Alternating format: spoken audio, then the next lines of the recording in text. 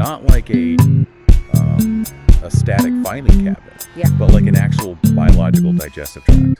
Which is a pretty wild shift in perspective right off the bat. It really is, yeah. Because if you feed it raw, unchewed, just chaotic data from the internet, it gets sick. It clogs up. Right, it can't process it. Exactly. And today we are going on a deep dive into a system that completely rejects the normal way we organize our lives online.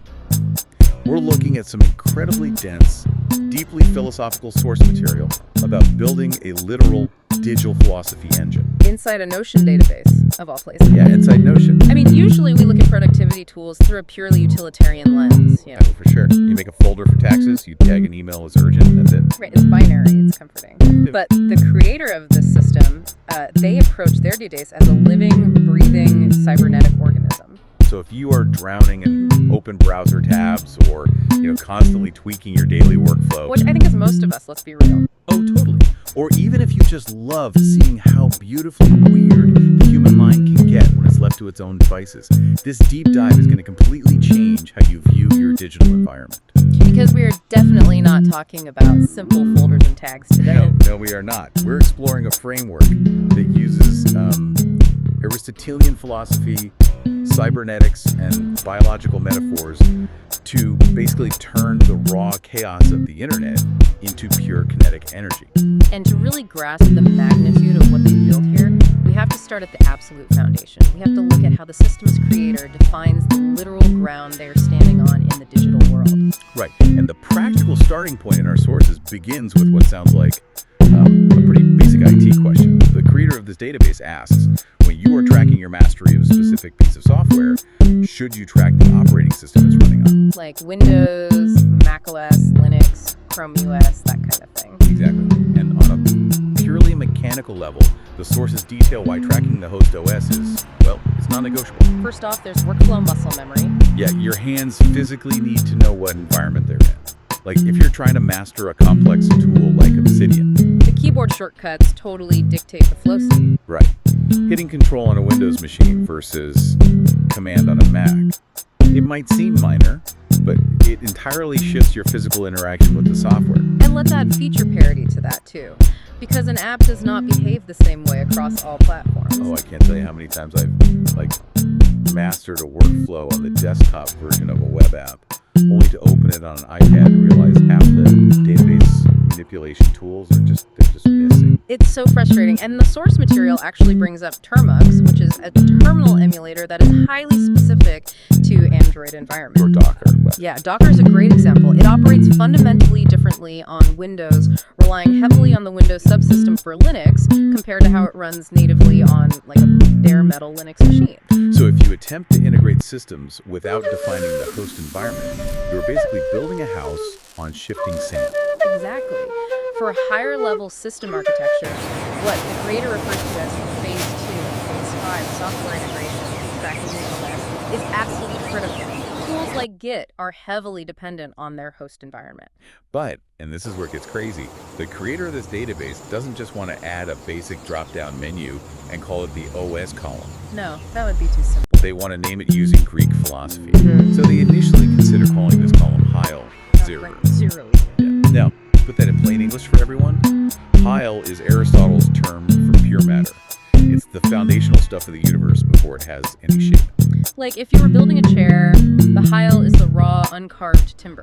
Right. But they ultimately reject Heil 0 for the operating system. Based on a really beautiful piece of ontological reasoning, actually. Yeah, explain that because I loved this part. So in a cybernetic system, pure, unformed matter would actually be the bare metal hardware. The physical silicon? The motherboard. Exactly. The literal MacBook sitting on your desk. The operating system is not pure matter. The OS is technically a form, what Aristotle called morphe. A morphe, right. It is the very first layer of logical organization imposed upon that raw hardware so that higher level software can even exist. Because if you call the OS pure matter, you leave no conceptual room in your database to categorize your actual physical hardware. Right. To put it in relatable terms, it's kind of like comparing software mastery to physical sports. Okay, I like that analogy. If you ask me what I'm doing, I wouldn't just say I'm mastering running. I need to know the terrain. Am I running on a bouncy rubber track? Am I running on loose sand? Am I running on sheer ice? The physical act of running changes completely based on the ground beneath my feet. So the operating system is the digital terrain. Exactly. The OS provides the spatial boundaries where the application resides. So they finally settle on a name for this notion column. They call it the kinesis substrate. Kinesis substrate. Or, in parentheses, the execution environment. Because in biology, a substrate is the underlying surface where a chemical process occurs.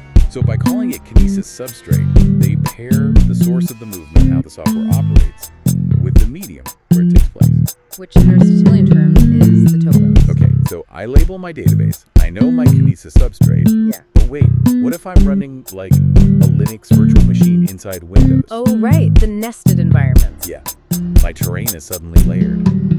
How does the system handle that level of complexity without just completely breaking down? Well, this is where the extreme importance of accurate taxonomy comes into play. The creator realizes that simply having a list of operating systems isn't enough. Right, they have to be mapped in a strict, logically flawless hierarchy. And in the sources, we see this fascinating exchange where the database creator is rigorously correcting their OS dropdown lists. They get incredibly specific. Like they point out that having Windows Server nested under Linux is fundamentally wrong. Because Windows Server is built on the Windows NT architecture, it is completely separate from the Linux ecosystem. They also correct the placement of Unix, which blew my mind a little. Oh yeah, because people assume Unix is a Linux distribution. But it's not. It's actually the reverse. Conceptually, Linux is a Unix-like operating system. Right, Unix is an older foundational architecture. Which, fun fact, macOS is actually built on. Exactly.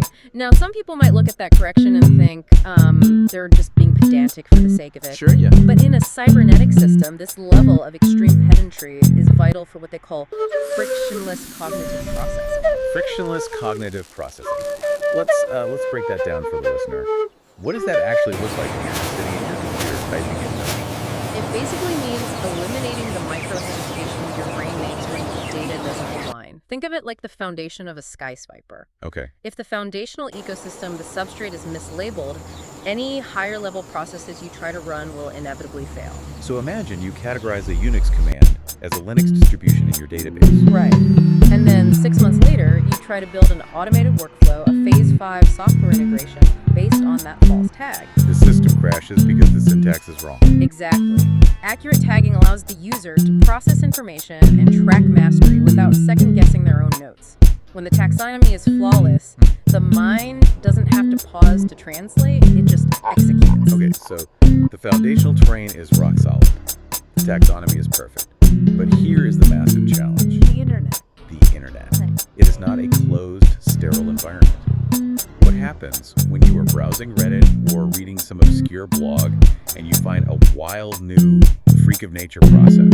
Say an incredibly complex 50-step AI prompting workflow that promises to automate your emails. You can't just copy and paste that raw chaos directly into your highly organized active life flow. No, and that is the ultimate pipeline problem. How do you safely ingest raw, unvetted data without destroying the delicate ecosystem you just spent all this time building? Right, because in this creator system, there are existing pipelines for scheduling, which they call chronemics. And a pipeline for active execution called rational or manhands. So if you drop a raw, unverified AI workflow directly into your daily schedule or your active execution pipeline, you're going to paralyze your entire day trying to figure out if it even works. You clog the system. Exactly. So the creator designs an assimilation staging group to solve this.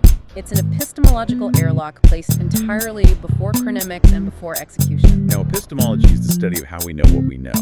So an epistemological airlock is essentially a decontamination chamber for your brain. That's a great way to describe it. It's a place to strip away the hype of an article, strip away the marketing, and ask, is this actually true and is it actually useful? And the name they come up with for this airlock is straight out of like a 1990s cyberpunk novel, they call it. Informulation. Raw process assimilation pyrofunnel. It's a mouthful, but informulation is actually a brilliant portmanteau. It describes the exact mechanical act of taking a chaotic idea from the internet and forcing it into a repeatable structure. Right, it's taking raw data information, or HILE, and reverse engineering it into a usable shape, formulation, or morphe. Exactly. But I have to push back here, though. I hear epistemological airlock, but my skeptical brain just hears read it later app. Oh, sure. I mean, doesn't this just sound like an inbox? We all have those folders in our browsers or apps like Pocket, full of bookmarks and PDFs that we throw stuff into and then literally never look at again. Right, a digital graveyard. Yeah. How is this pyrofunnel actually different in practice? Well, the key difference is that an inbox is passive. You drop a link in and just hope future you has the energy to read it. Which we never do. Never. But this informulation pyrofunnel is an active laboratory. The raw processes are trapped in this specific stage so they can be actively dissected. So the user isn't just saving a URL. No, they are filling out database properties, testing the claims of the article, and actively stripping out the noise. Nothing is allowed to be promoted to your calendar or your active task list until it has been completely reverse engineered and proven valuable. Okay, so it's an active incubator. And to make this complex decontamination chamber instantly recognizable in their Notion UI, the creator designed a highly specific, three-step visual pipeline using emojis. Yes, the visual equation. When I first saw this in the source material, I thought it was just decorative, but it's actually a map of how the brain should process the data. It creates a perfect visual language for the workflow. So let's visualize that. The equation they use is a satellite dish on the left, an arrow pointing right toward a tornado in the middle. And on the right side, a DNA helix with an arrow pointing left back toward that same tornado. So it's satellite, arrow, tornado, arrow, DNA. What does a user actually do at each of these stages? Let's start on the left with the satellite dish. This represents the macro. It is your system passively scanning the infinite cosmos of the internet for what the creator calls spontaneous epistemological energy. You are scrolling, reading, and looking for raw anomalies. Right. And the moment you clip an article into the database, it enters the satellite phase. Okay, then skipping to the far right, you have the micro, represented by the DNA helix. Now, originally, the creator considered using a petri dish here. Oh, really? Why did they change it? They rejected the petri dish because it's an artificial environment. DNA represents the absolute foundational blueprint. It is the core genetic code of an idea. So in the UI, this is where the user exercises the heuristic choice. Exactly. You actively decide to extract the fundamental rule of the process. You aren't saving the 50-step AI workflow. You are writing down the single underlying logic that makes the workflow function. And then, in the center, you have the tornado. This is the synthesis. Look closely at the arrows in that equation. They point inward toward the tornado. Right. It is not a linear funnel where things just fall through from left to right like a traditional inbox. It is a dialectical synthesis engine. Dialectical, meaning you're taking two opposing forces and smashing them together. Precisely. It makes me think of an internal combustion engine in a car. Oh, I like that. Yeah, think about it. On one side, you have the broad intake of oxygen from the outside air, that's your satellite dish, pulling in raw internet data. Right. On the other side, you have the precise micro-injection of atomized fuel, that's the DNA code you just extracted. And when the broad air and the precise fuel smash together in the cylinder and spark, You get an explosive momentum, the tornado. That explosion is what actually drives the pistons and moves the car forward. that is a perfect analogy. The informulation pipeline is literally the combustion cylinder of the mind. You take the cosmic, infinite potential from the satellite, smash it together with the precise atomic structure of the DNA, and spin up a vortex of kinetic energy. So in Aristotelian terms, you are creating intelligence. Yes, the realization of potential into actualized force. It's the moment the raw idea becomes a functioning part of your workflow. But wait, to power this engine, you have to actually spot the raw fuel first. True. When you are looking through that satellite, scanning the infinite internet for wild ideas, how do you make sure you don't miss them? Because, I'm trying to get my work done on a Tuesday afternoon.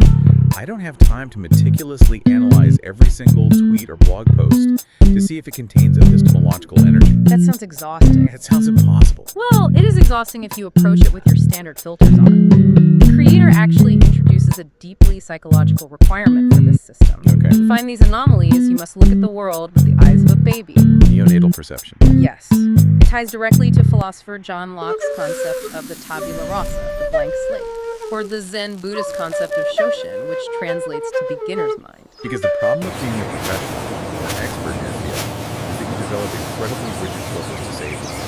Exactly. If you look at raw internet data with expert filters, your brain automatically deletes anomalies because they don't fit your pre-existing rules of how things should work. So if I see a weird, convoluted coding trick on a forum, my expert filter says, that's inefficient garbage. Ignore it. Right. But the beginner's mind says, wait, why did they do it that way? What if there's a hidden mechanic here? To catch the freak of nature genius that everyone else scrolls past, you must view the raw data without prejudice. You have to suspend your expertise just long enough to let the raw tile enter your system. You let the satellite catch the signal before your ego dismisses it. Which leads to the most brilliant, multi-layered cybernetic pun in the entire source material. Oh, I love this part. They make a final tweak to the name of this ingestion pipeline. They capitalize the F and the A in informulation, turning it into baby informulation. The double entendre perfectly summarizes the entire philosophy of the database. It's not just a reminder to look at the world with the beginner's mind like a baby. It's a literal description of the process. You are manufacturing baby formula. Connecting this back to the biological metaphor we started with, raw cosmic matter from the internet is fundamentally indigestible. You cannot feed a raw, chaotic process directly into your life without causing disruption. Just like a baby cannot eat a raw steak. Exactly. You have to isolate that raw data in the airlock, break it down mathematically, extract its DNA, and synthesize it into a nutrient-rich formula. You are extracting the life-giving formula hidden inside the raw information. Baby informulatation. So good. This entire database is designed to feed and grow what the creator refers to as the cybernetic soul or the empowergasm her. Wow. Yeah, you have to manufacture digital nutrients that your system can actually consume safely, allowing it to evolve. It is mind-blowing how deep this rabbit hole goes. Bringing this all together for you, the listener.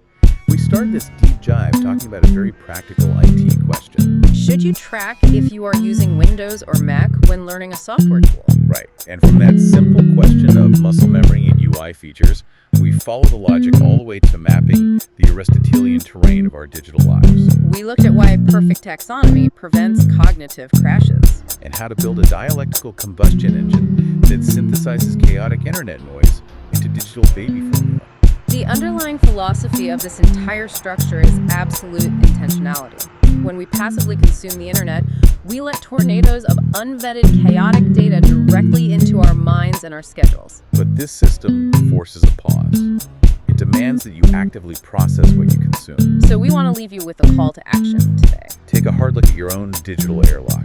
When you find an incredible article, a new workflow, or a fascinating piece of research, what mechanically happens to it? Are you just dumping that tornado of chaotic information directly into a read it later folder to rot? Or do you isolate those ideas, strip away the noise, and extract their core DNA first before you let them dictate your actions? It is the crucial difference between being overwhelmed by the weight of the internet and harnessing it as pure kinetic fuel for your own growth. Absolutely. And building on that, I want to leave you with one final thought to mull over. We spent this entire time talking about the supreme value of an optimized, frictionless, highly intentional system. We've talked about filtering, extracting, and processing. All very logical, structured things. Right. But if you successfully build this perfect digital engine to process all human knowledge, what happens to the joy of just existing in the mess? If every single article, meme, and wild idea has to be reverse engineered and synthesized for its kinetic energy, do we eventually lose the simple human pleasure of just wandering through an unoptimized, chaotic internet without trying to squeeze the absolute life out of it?